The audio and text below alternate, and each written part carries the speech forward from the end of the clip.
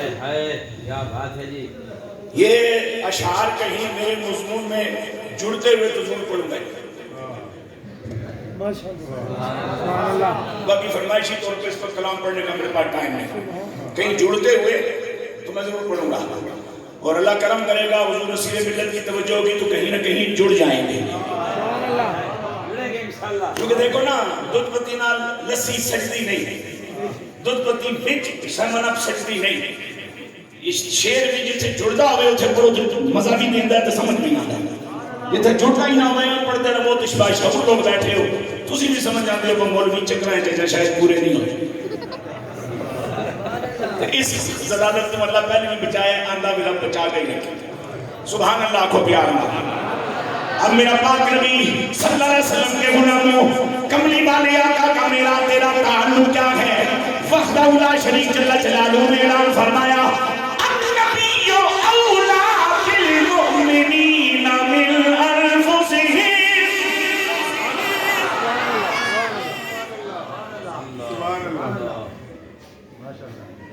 جو النبی ہے جس پر اترنے والی کتاب نہیں الکتاب ہے, جو بیت کا امام نہیں البیت کا امام ہے.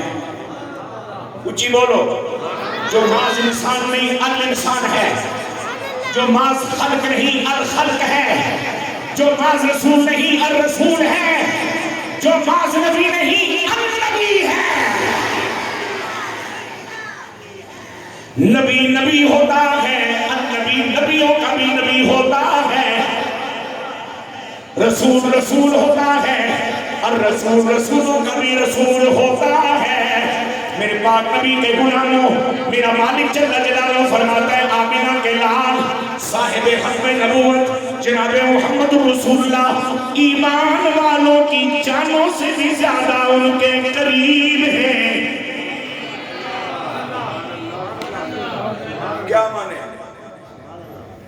میری ہر حرکت, میرے ہر ظاہری عمل, میری ہر ظاہری ادا کے پیچھے جو قوت کار فرمایا وہ ہے روح, اور وہ میرے اندر ہے باہر نہیں. باہر تو میرا جسم ہے, باہر تو جسمانی اعضائیں, اندر ہے روح.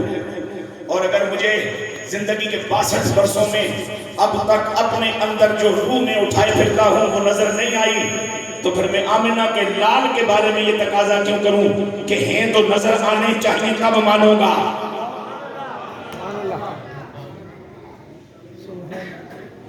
میرے سارے وجود پر راج ہے میری روح کا.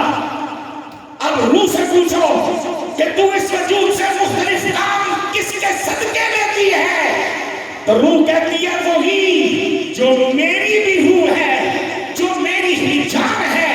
گویا کہ میں جان کے صدقے چل رہا ہوں اور میری جان جانے جان صلی اللہ علیہ وسلم کے صدقے چل رہی ہے.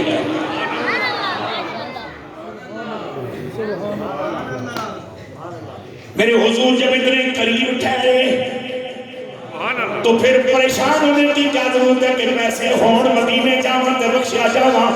جس کے پاس پیسے ہیں ڈنڈی نہ مار, رب کا شکر ادا کر جا مدینے, دیہڑے وقت کر, پیسہ خرچ کر.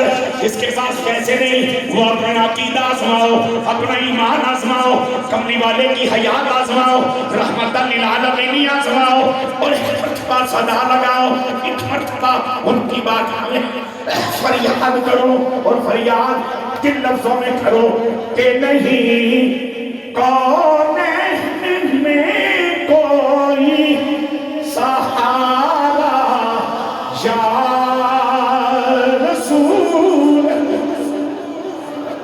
یہ صدا یا رسول اللہ کی آپ بھی لگائیے. نہیں کون میں کوئی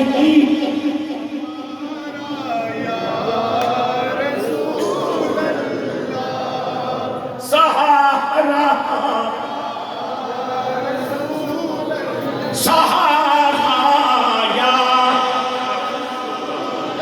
بس تمہارے ہی کرم پر ہے گزارا یا رسول اللہ. جسٹس عبد المجید صدیقی مرحوم جو نظریاتی طور پہ ہمارا ہم نوا نہیں، اس نے 2 مختلف عنوانات پہ 12 کتابیں لکھی ہیں. ایک سیٹ 5 جلدوں کا ہے، ایک سیٹ 6 یا 7 جلدوں کا ہے. زیارت نبی بحالت بیداری اور زیارت نبی بعد از وصال نبی. اور اس نے امت کے 500-600 کے قریب ان خوش وقتوں کا تذکرہ کیا ہے جن میں جیتے جاگتے بیداری کے عالم میں رسول اللہ کی زیارت کی، اور جنہوں نے حضور کے وصال زاری کے باوجود قبری والے کی زیارت کی. صدا لگانا آپ کا کام ہے، یقین کے ساتھ، پورے بھروسے کے ساتھ، اعتماد کے ساتھ اپنے کملی والے نبی کو زندہ موجود سمجھ کر، متصرف و فعال سمجھ کر، شان ختم محبت کا حقدار سمجھ کر، رحمت للعالمین کا احساس انہیں کے پاس ہے.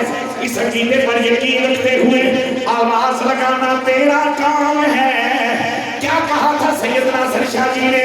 سزا کرنا میرے بس میں تھا، سونے میں صدا کر دی.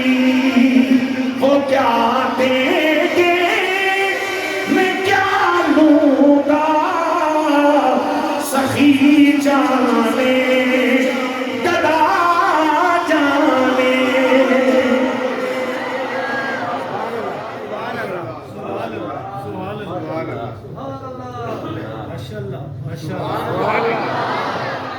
سیدنا امام شرف الدین بصیری اگر فالج کی بیماری کے شکار ہو جائیں اور وقت کے حکماء اور علاج کرنے والے انہیں جواب دے دیں کہ آپ بابا جی ٹھیک نہیں ہو سکتے ہو، اور آپ اس بیماری کے عالم میں امام الانبیاء کی بارگاہ میں اپنی فریاد پیش فرمائیں اور حضور اپنی یمنی دھاری دار چادر سمیت حجرہ بوسیری میں تشریف لائیں، وصال پاک کے صدیاں گزرنے کے باوجود، اور اپنی نشانی کے طور پر میرا وجدان کہتا ہے پیر بصیری نے کہا ہوگا یا رسول اللہ مہینے ہو چلے مسجد میں نہیں پہنچ پایا، گھر کے سینے میں نہیں چل پایا، صبح جب مسجد میں جاؤں گا اپنے پاؤں پہ چل کر لوگ پوچھیں گے کس حکیم سے علاج کرایا ہے، تو کملی آلیا کول مارن دی کیڑی لوڑ ہے، سچ کا تھا وہی کملی آلے نے صحت دیتی ہے. تے کچھ منافق شک کرن گے، لہذا مشکوکاں دا شک دور کرنے واسطے چادر نشانی دے طور تے دے گا. اور حضور اپنی چادر عطا کر کے تشریف لے گئے، اور وہ چادر کی نسبت سے قیامت تک وہ قصیدہ بردہ کہلائے. خوش ہو کے کہیے سبحان اللہ، پیار سے بولیے سبحان اللہ. میرے نقشبندی مجددی شیخ مرشد آباد شریف والوں نے مجھے صبح کے وقت وظیفے کے طور پہ قصیدہ بردہ شریف کے 2 اشعار پڑھنے کو دیے ہیں. یہ قصیدہ شفا بھی کہلاتا ہے. اگر ہو جذبۂ کامل تو اکثر ہم نے دیکھا ہے، وہ خود تشریف لے آتے، وہ خود تشریف لے آتے، تڑپایا نہیں کرتے.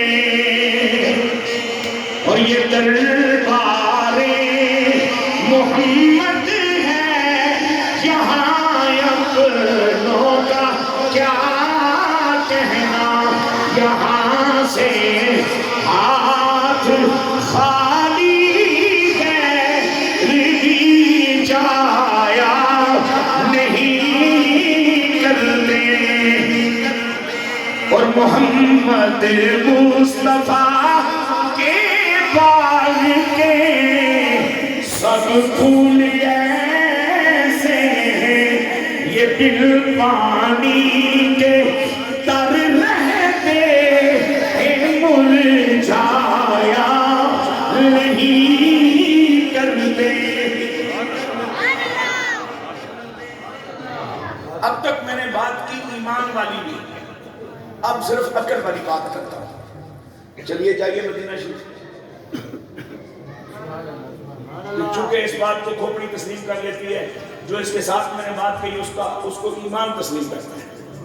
اگر اتنی قوت ایمان کی ہو اور اپنے نبی پر اتنا بھروسہ ہو کہ میں فریاد پیش کروں گا اور وہ سماعت کرنے کے بعد مجھے اپنی نوازشوں سے، عنایتوں سے، زیارتوں سے نوازیں گے، اور اگر زیارت کے قابل نہ ہوا تو پھر بھی اپنے مقام عظیم پر جلوہ فرما ہوتے ہوئے میرے لیے اللہ کی بارگاہ میں دست دعا بلند کریں گے اور میرا بیڑا پار ہو جائے گا۔ لیکن چلیے اگر مدینے کی جانا ضروری ہے، چونکہ حضور کا جلوہ مدینے میں ہے، جسد پاک مدینے میں ہے، اگر وہیں جانا ضروری ہے اور جانا نصیب ہو گیا تو کرنا کیا ہے؟ فَاسْتَغْفِرُ اللَّهَ۔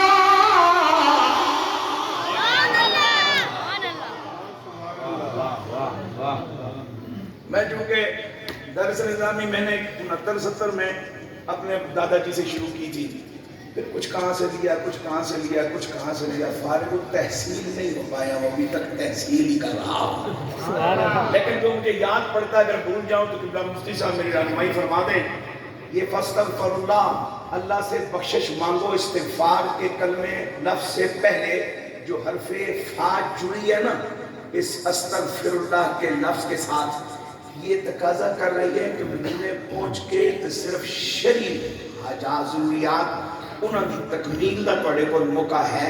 مثلا تسی ہوٹل جانا ہے، اپنا سامان رکھنا ہے، غسل دی حاجت ہے وہ کرنی ہے، وضو دی لوڑ ہے وہ کرنی ہے، اس تو بعد سجے کھبے نہیں جبنا۔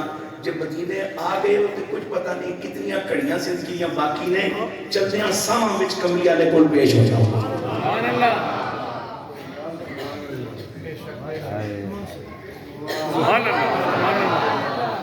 بولیے بولیے بولیے۔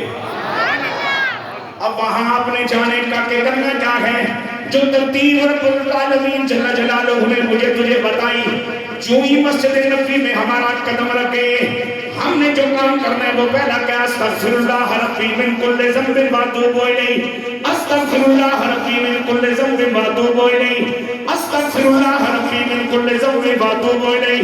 مسجد نبوی وڑن نالی سلام نہیں آکھنا، اتھے سلام آکھو جس نے دل لے، چونکہ اتھے کیفیت نوعیت ہو لے۔ تسی بیٹھے ہو پنڈی وچ، آمنہ دا لال جلوہ فرمائے مدینے وچ، لیکن مدینے پہنچ کے مسجد نبوی پہنچ کے استغفر اللہ ربی من کل ذنب واتوب الیہ، سلام اس وقت کرنا ہے جب چہرہ مصطفیٰ کے سامنے پہنچ جانا ہے۔ عرض کرنا الصلاۃ والسلام علیک یا رسول اللہ، الصلاۃ والسلام علیک یا حبیب اللہ، الصلاۃ والسلام علیک یا رحمت للعالمین وعلی آلک واصحابک یا شفیع المذنبین۔ اب سلام عرض کرنے کے بعد آپ نے وہاں سے نکل جانا ہے۔ اب بات اللہ اور اس کے معبود کے درمیان ہے۔ گناہگار نے استغفار بھی مانگ لی، حکم الہی کے عمل کرتے ہوئے کملی والے کو سلام پیش کر کے حاضری بھی لگوا دی، یہ سعادت بھی اسے مل گئی۔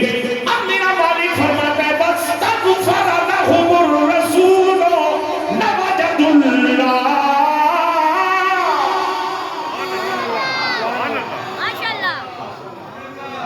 ایک بہت اونچی شان والا فقیر ولی سیدنا شیخ محی الدین ابن عربی شیخ اکبر، آپ فرماتے ہیں جب میں اس آیت کو تلاوت کرتا ہوں تو لوجد اللہ پہ میں وقف کر لیتا ہوں، چونکہ مقصد پورا ہو گیا ہے۔